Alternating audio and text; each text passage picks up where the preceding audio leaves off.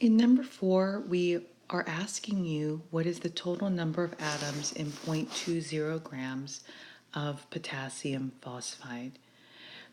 The first step in approaching this problem is to determine the total number of atoms there are per formula unit of K3P. So we have 3 atoms of potassium, and we know there's 3 atoms from the 3 subscript, and 1 atom of phosphorus in 1 formula unit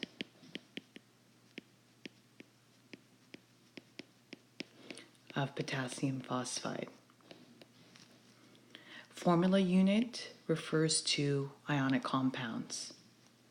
It's in reference to ionic compounds.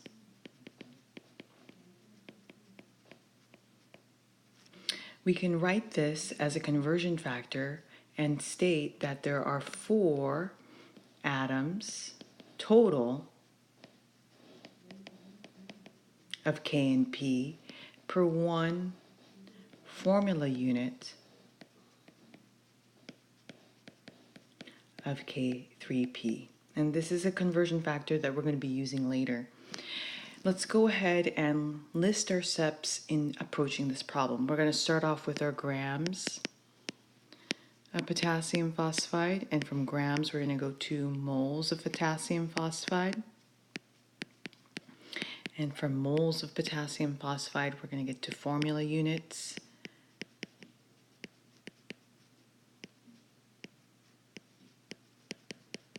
Of potassium phosphide, and from formula units of potassium phosphide we're going to end up with total atoms. To go from grams to moles always, we're going to use molar mass, and to go from moles of K3P to formula units we're going to use Avogadro's number, and to go from formula units to the total atoms, we're going to use this conversion factor that we looked at earlier. So let's go ahead and plug in our numbers. We start off with 0.20 grams of K3P, and we're going to divide by the molar mass, which is 150.285 grams of K3P per 1 mole.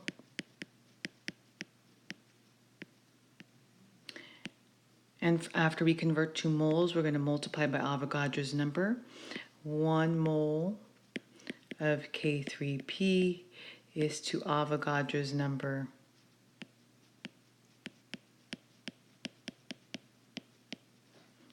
of K3P formula units.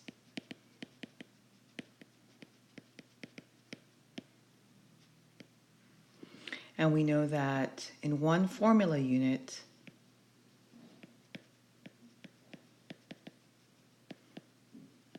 of K3P, there are 4 atoms of K and P.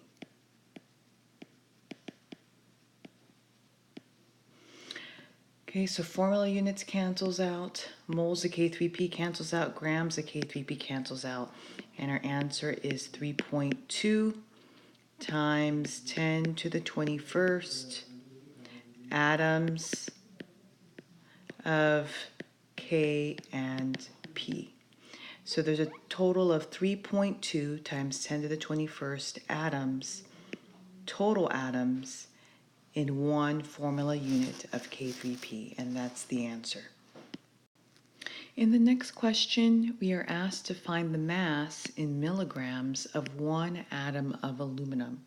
So we're first going to draw out our pathway. We're going to start off with our atom of aluminum. And from the atom of aluminum, we're going to go to moles of aluminum. And from moles of aluminum, we're going to get to grams of aluminum. And from grams of aluminum, we're going to reach milligrams of aluminum.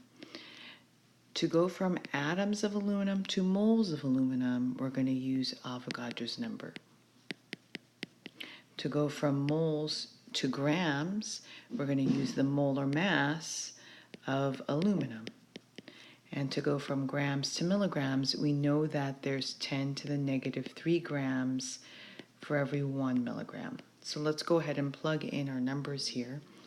We always start with what's given in the problem. We have 1 atom of aluminum, and there are Avogadro's number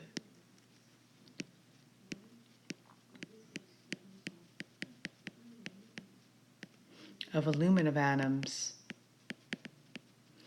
per 1 mole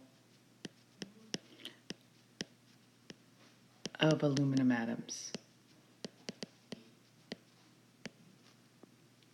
And from that 1 mole, we're going to convert to grams using the molar mass.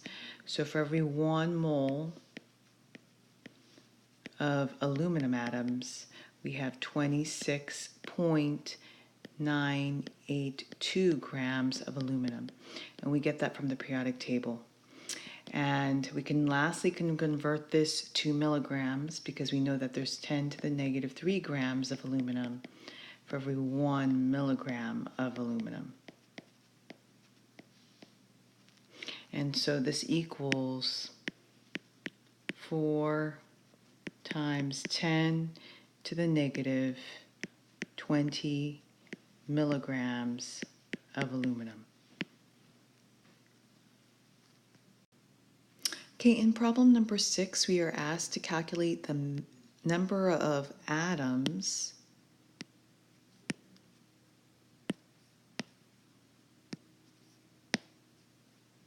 of oxygen in 32 kilograms of phosphoric acid. First thing is to write the chemical formula of phosphoric acid, which is H3PO4. And let's go ahead and write our pathway. We have our kilograms of phosphoric acid, and from kilograms, we want to be able to work with grams, so we're going to convert it to grams of phosphoric acid. And from grams of phosphoric acid, we're going to go to moles of phosphoric acid. And from moles of phosphoric acid, we're going to go to moles of O. And from moles of O, we're going to reach atoms of O. To go from kilograms to grams, we know that there's 10 to the 3 grams in 1 kilogram. To go from grams to moles, we're going to use the molar mass of phosphoric acid.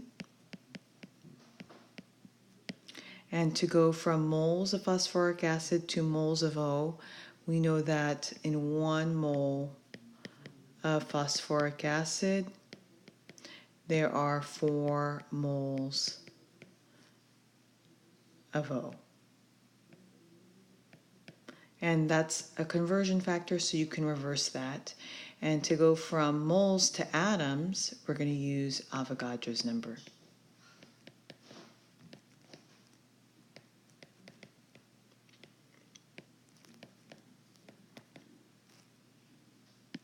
Let's go ahead and plug in our numbers. We start off with 32 kilograms of phosphoric acid. And we're going to convert the kilograms to grams. We know that in 1 kilogram, there's 10 to the 3 grams of phosphoric acid. And in order to go from grams to moles, we're going to use our molar mass.